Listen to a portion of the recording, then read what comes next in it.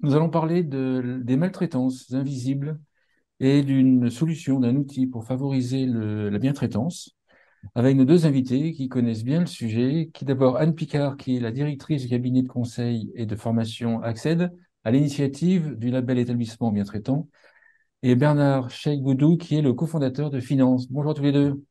Bonjour. Bonjour Frédéric, bonjour Anne.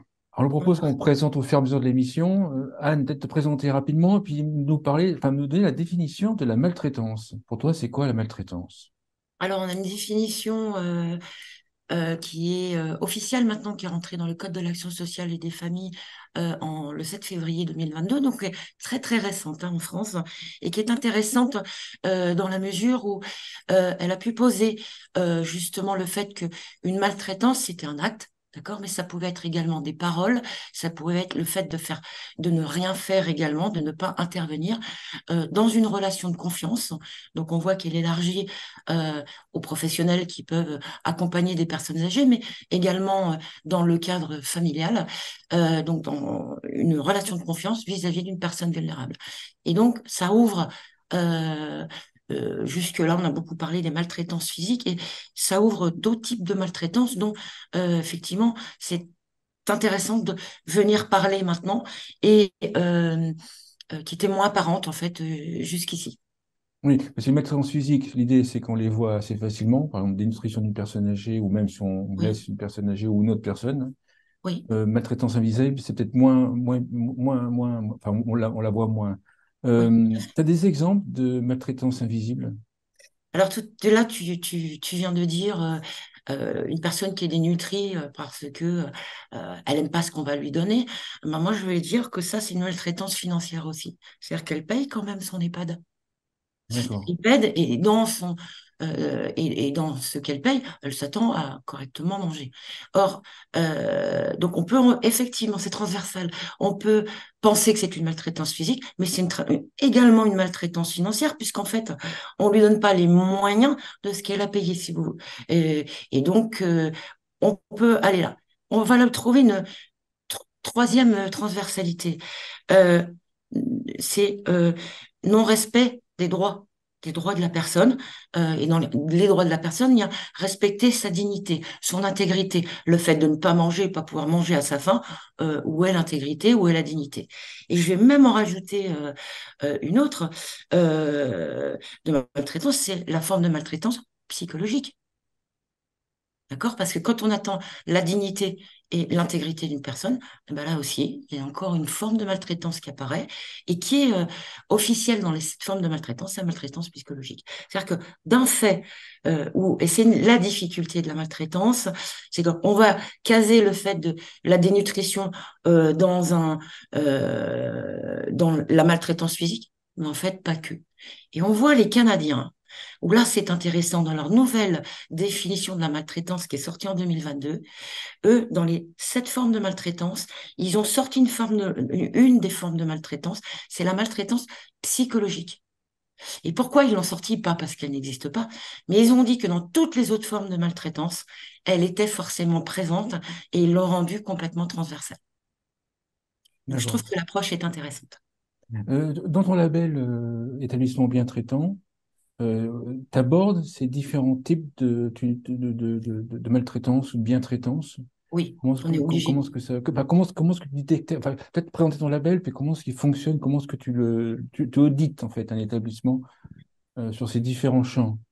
Alors, d'abord, nous, on va sur, on a 4 clés d'entrée. On a le niveau d'information, le niveau de formation, euh, le, le temps qui est consacré et la manière de réfléchir aux pratiques de la structure et au management. Pourquoi? Parce que on cible souvent la bientraitance sur l'usager. Mais en fait, c'est tout un environnement.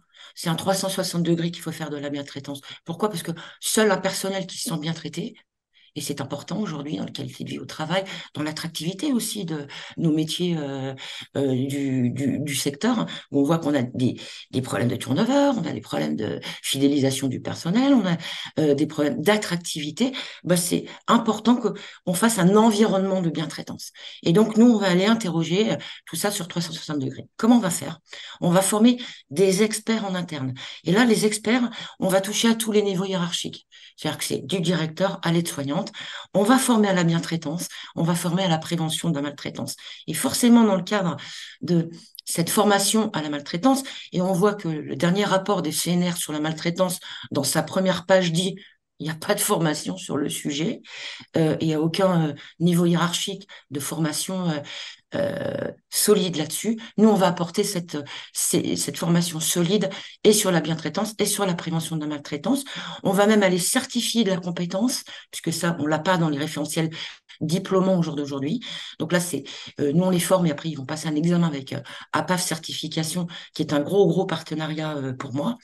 Et oui, on parle des 7 formes de maltraitance. Alors, on les nomme, mais on va les nommer et on va travailler avec les gens. Et demain, on va travailler avec les équipes pour les nommer. Voilà, la nutrition, on la met où? Dans son petit exemple. D'accord? La contention, alors, maltraitance physique, maltraitance psychologique, et la prévention, parce qu'on est sur le mode de prévention du risque, il va falloir, on peut faire toutes les lois qu'on veut, je sais qu'il y a il y a la loi du bien vieillir qui est en préparation, etc. Je crois que si ça vient du haut, c'est foutu d'avance. La seule solution, c'est d'aller travailler sur le sens de tout ça au niveau des équipes. Et on voit dans notre expérience de formative, euh, de certification. La certification, il y a du travail quand même pour l'obtenir. C'est le grand intérêt des gens que l'on forme et euh, l'intérêt pour le sujet et comment derrière ils arrivent à remettre du sens à l'ensemble des équipes. Et c'est extrêmement positif. Et aujourd'hui, on dit que le seul mode de management efficace, c'est de faire du knowledge management. Et en fait, ces experts qu'on va former en interne, ils vont en permanence faire des petites formations sur la vulnérabilité, sur une des formes de maltraitance, Petite formation pour les autres salariés. pour...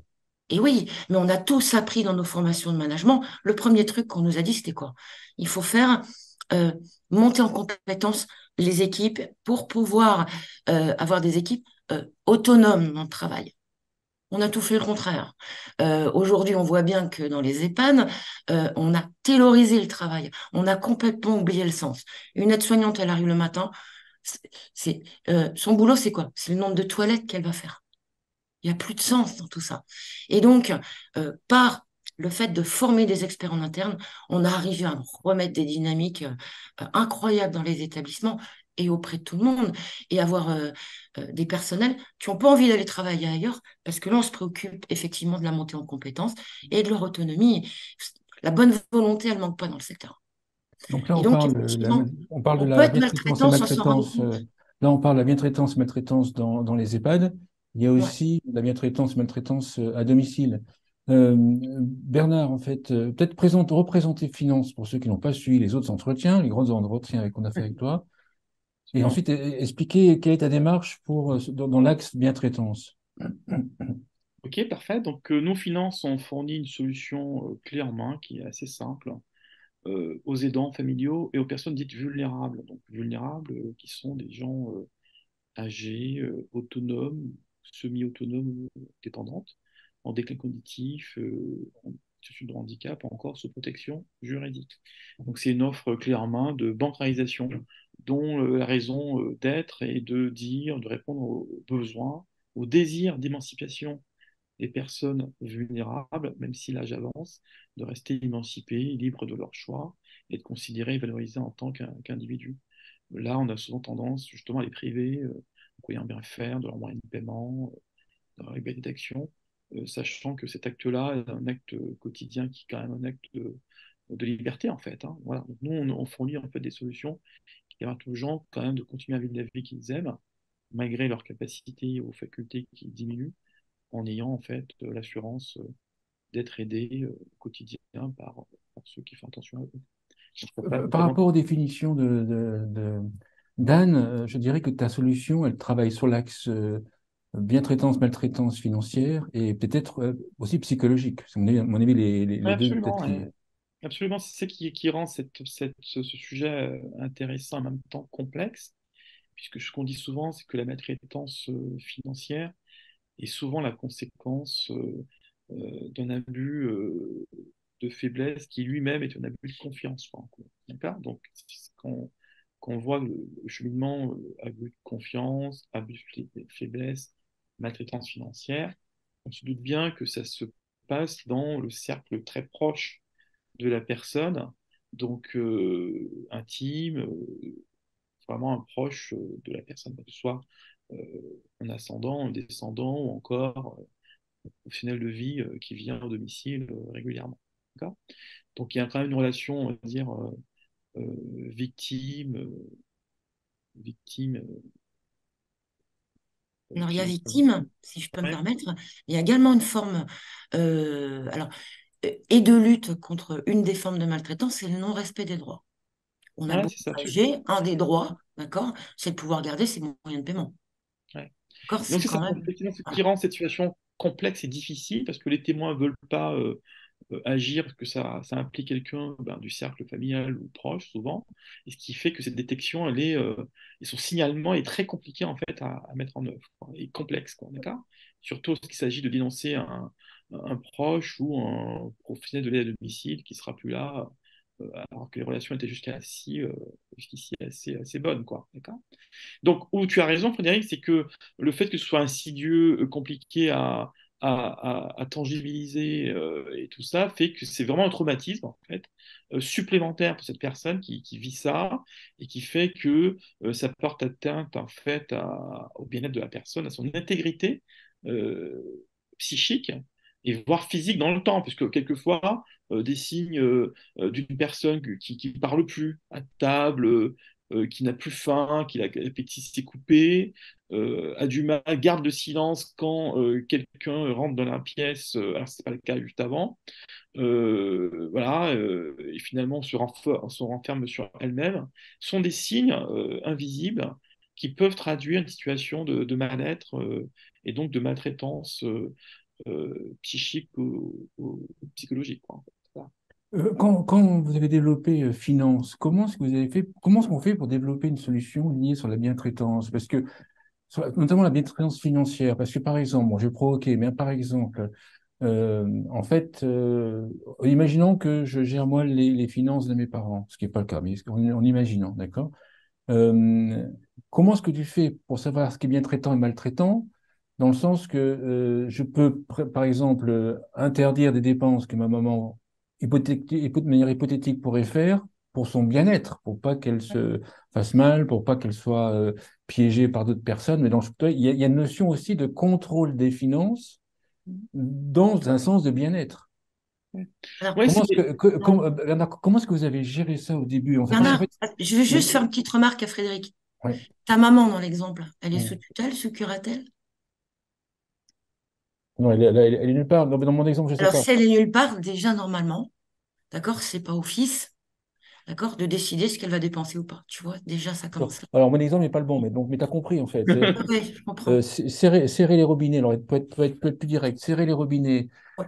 financiers sur une personne, on peut le faire également pour son bien. Voilà. Et comment est-ce que vous ouais, définissez Mm, le bien et le mal liés à la bientraitance? C'est ça, en fait. Comment est-ce que vous avez fait au début de mm. finance pour gérer ça? Parce qu'il y a ouais, des, c'est un sujet qui il y nous a des fois, on a. contraint les finances dans le bien, pour le bien-être d'une personne.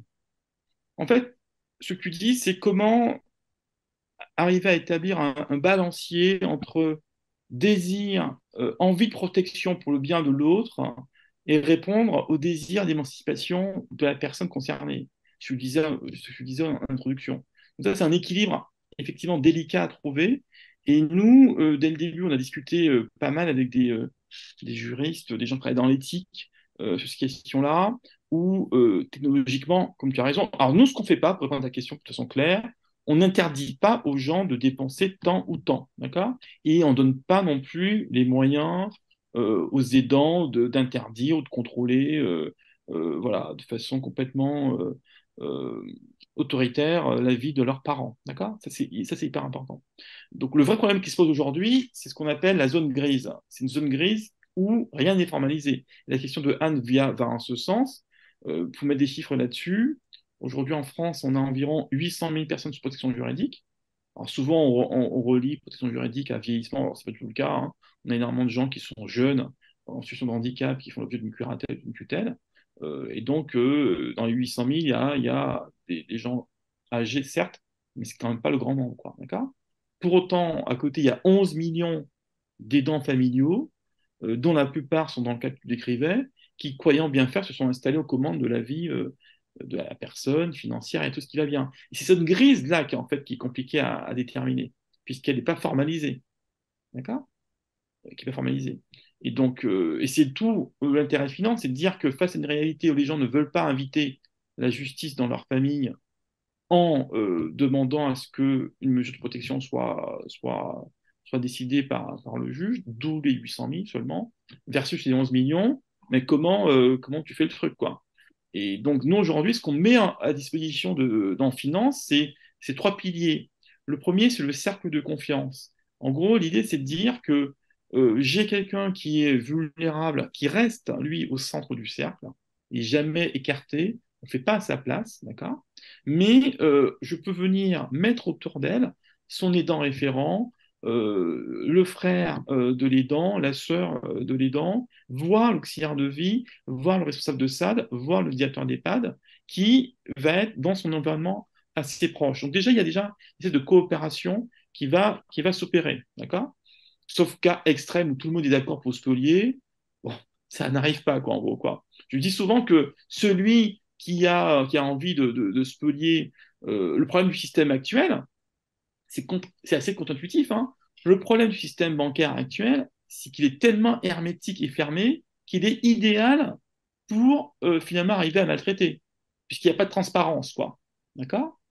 Il n'y a pas de transparence. Et même pour aller encore être provocateur, parce que c'est pas parce qu'il y a une procuration où il y a une mesure de protection qui a été désignée que c'est en fait un bouclier anti-maltraitance. Non, parce que vous mettez en place une situation unilatérale, juridique, qui va finalement donner mandat à celui qui a été désigné pour pouvoir agir à la place de la personne. Dans Finance, ce n'est pas le cas. C'est-à-dire que c'est vraiment la question de copilote, d'accompagnateur qui est là, mais il n'est pas tout seul.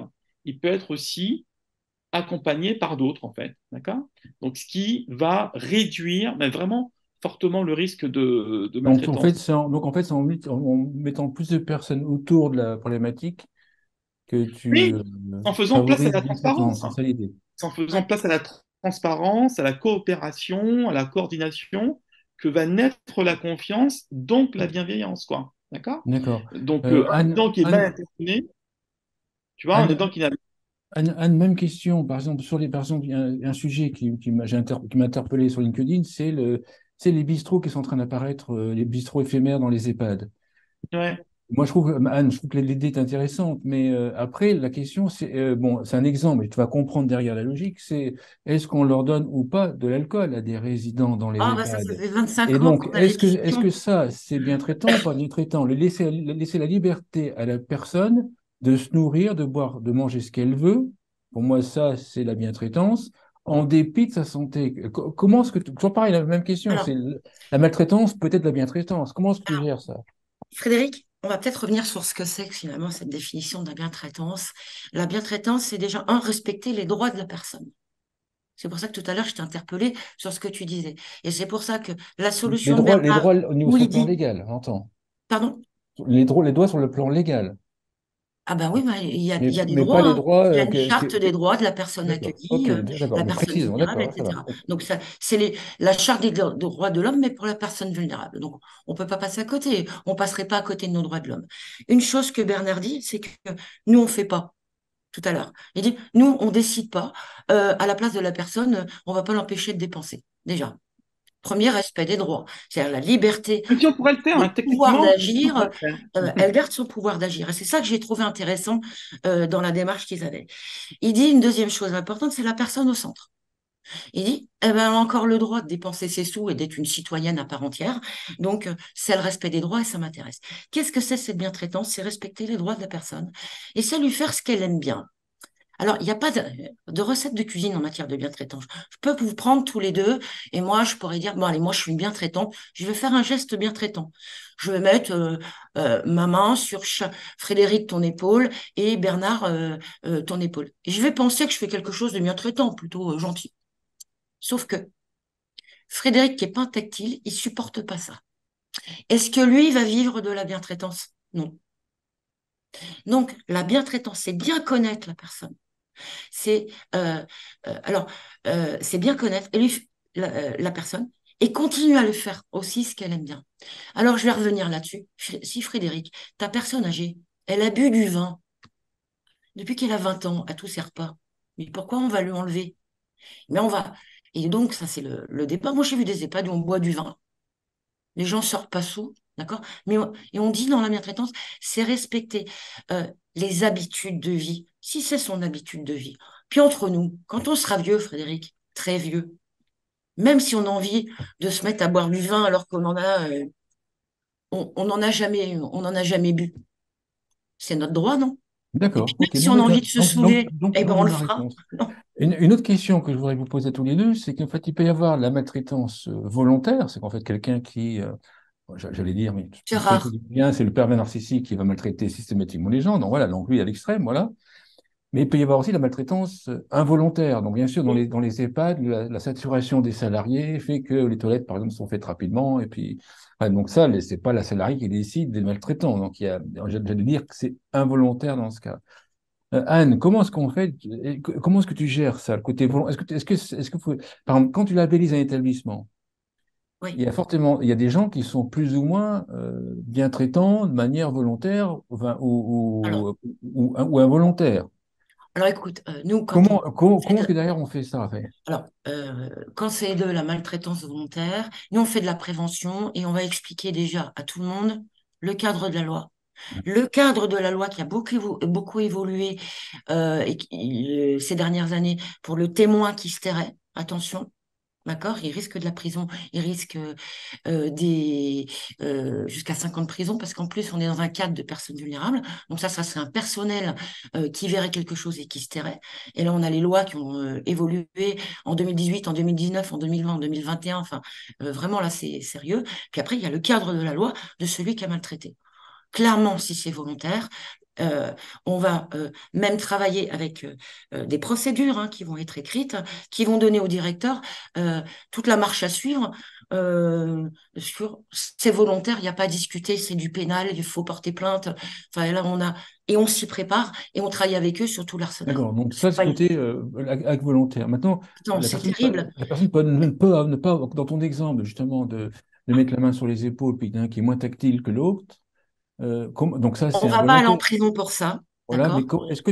comment est-ce que tu gères ça? Est-ce que tu le gères Alors, il y a toutes les petites maltraitances qu'on appelle les maltraitances en creux. Donc, d'accord, pourquoi en c'est ça. creux? Parce qu'elles ne se voient pas. Elles ne se voient pas jusqu'au jour où tu as formé ton équipe à aller la regarder et à assumer d'aller la regarder. Une des formes de maltraitance, c'est ne pas respecter les droits. Exemple, si les personnels connaissent pas les droits des personnes accueillies, comment veux-tu qu'ils les respectent dans le quotidien? Donc, on va faire un travail avec eux, droit par droit, puis on va dire, bon alors, comment on peut faire vivre ça dans le quotidien? C'est de la formation, c'est du sens, et les idées, ils les ont. Et donc, toutes ces formes de maltraitance en creux, on peut faire de la maltraitance en creux par ignorance. Je me rappelle une anecdote dans un EHPAD. Une directrice qui dit, il y a quelques années, mais pas si loin que ça, les toilettes sur les WC sont interdites. Nous, ça nous fait sauter au plafond. Et là, il y a une aide-soignante d'une cinquantaine d'années qui, ça vient du cœur, dit, ah bon? Parce que moi, dans l'EHPAD où j'étais avant, tout, elle se faisait comme ça. Alors imagine, on l'aurait prise en train de faire une. Donc, on a vraiment. Il faut qu'on donne des repères, il faut qu'on donne des D'accord. définitions, et il faut qu'on se pose des interdits. Même Et donc, question, tu même vois question. l'exemple de tout à l'heure, interdire une personne âgée d'acheter ce qu'elle veut. Quand on parle de bientraitance, on parle de la bientraitance, de ce qu'il faut faire, mais on peut aussi se poser des interdits, et c'est important dans la bientraitance de se poser des interdits. On va D'accord. sur une équipe et on va dire, bah là, on se poserait cet interdit-là. D'accord. Bernard, la même question en fait. Dans l'usage de finances, c'est pareil. Il peut y avoir. Vous pouvez détecter des. Bon, déjà la question, est-ce que vous arrivez à détecter des solutions de moins bien-traitance, de maltraitance dans l'usage de votre service ou pas? Ou ça vous l'avez pas regardé? Tu vois ce que je veux dire en fait? Ou est-ce que c'est possible d'utiliser, que vous détectiez ouais, des situations financières de maltraitance? En fait, je pense que quelle que soit la forme de maltraitance, que ce soit financière, physique ou psychique, il y a deux choses, hein. Déjà, trouver des facteurs, donc identifier les facteurs. Donc, ces facteurs sont souvent multiples, en fait, hein, donc il n'y a pas unicité là-dessus. D'accord? C'est souvent un faisceau de facteurs qui fera qu'on peut dire est-ce qu'on est dans un cas de situation de maltraitance subie, volontaire ou complètement involontaire, quoi. D'accord? Donc, si je prends ton exemple, aujourd'hui, dans Finance, dire que...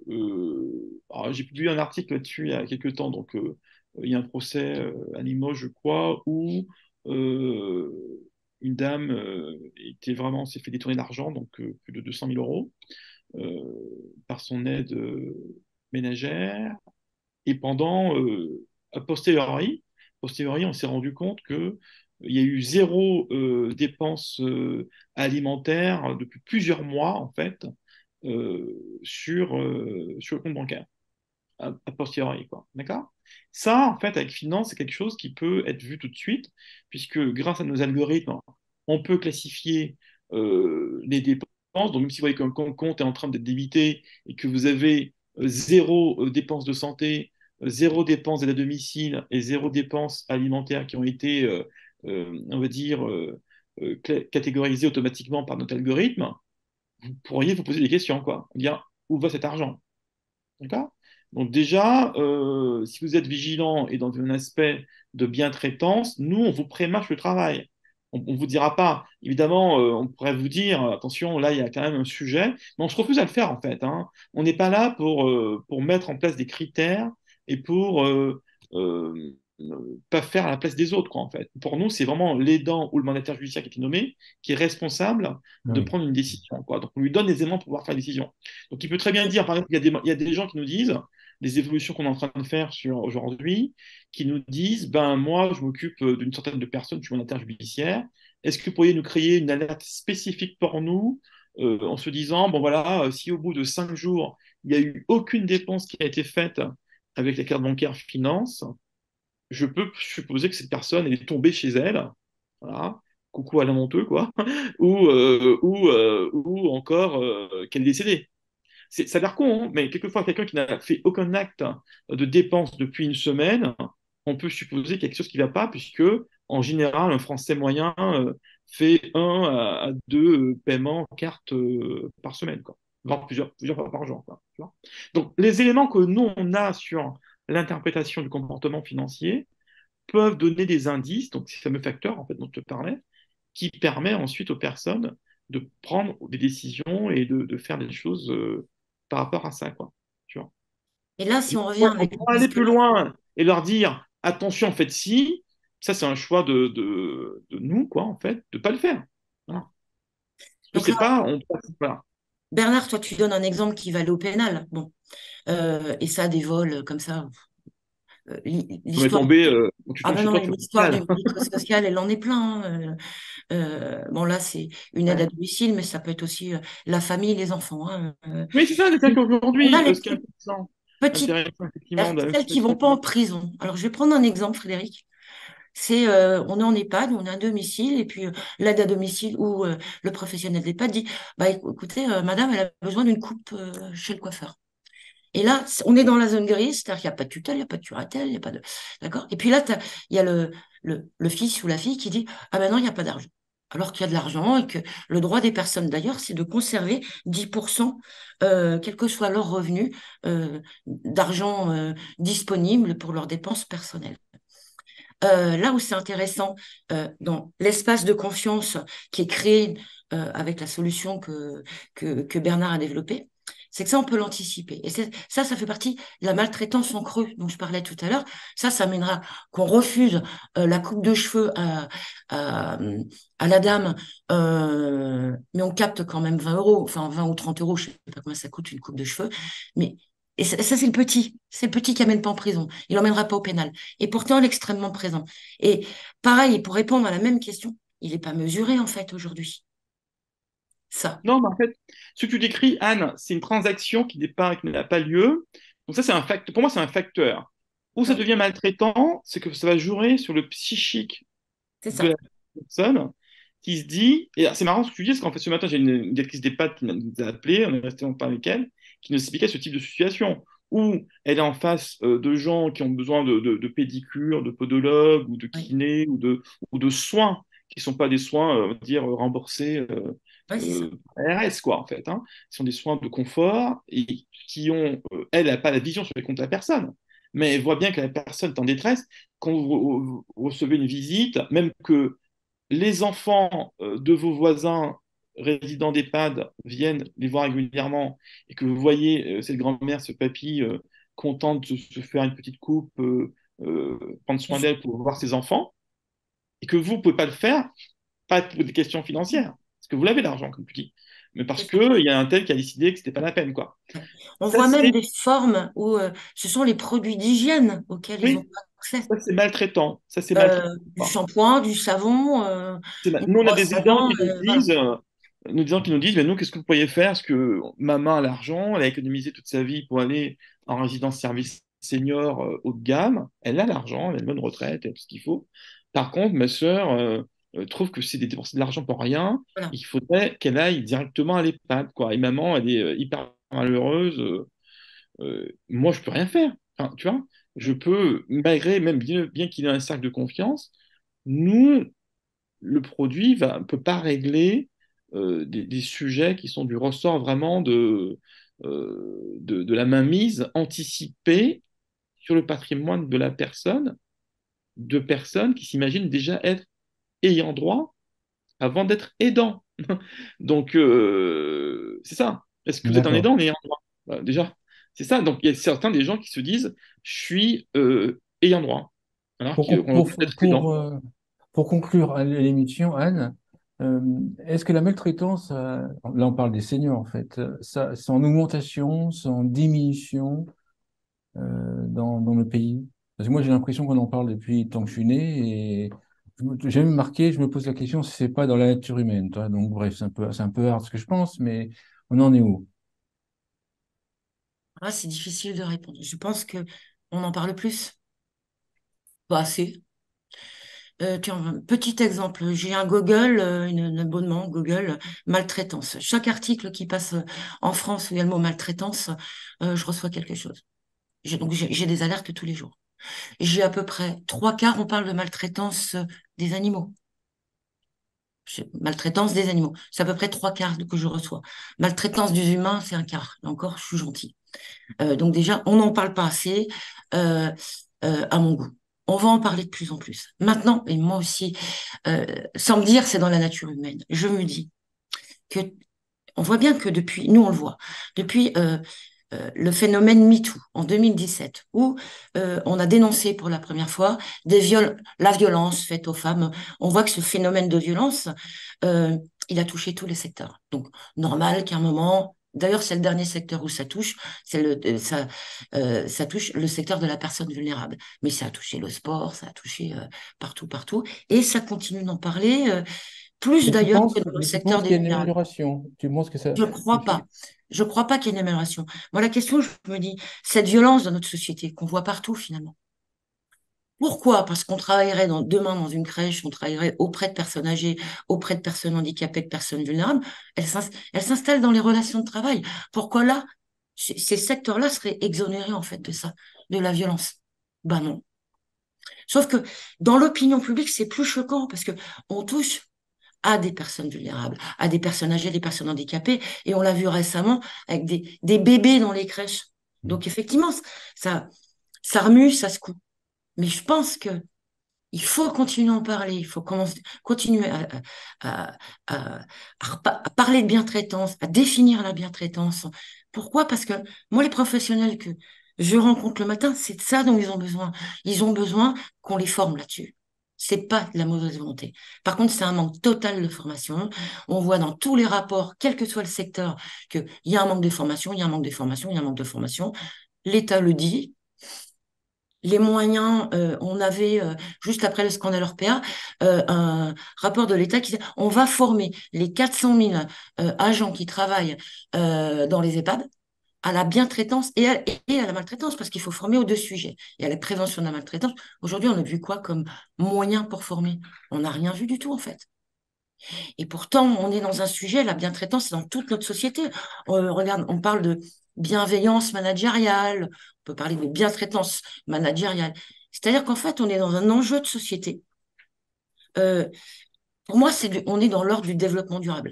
D'autant plus que quand on regarde les chiffres des personnes vulnérables et de la montée du nombre de personnes vulnérables dans les années à venir, c'est du développement durable. Et donc, ce qui me sidère, c'est que dans nos sociétés dites modernes, dites avancées, etc., euh, c'est la première fois que dans l'histoire de l'humanité, on a à gérer autant de personnes handicapées, autant de personnes âgées. Et que on voit bien que dans la bientraitance, eh bien, en fait, on est vraiment, vraiment en peine de trouver des modèles qui vont aller.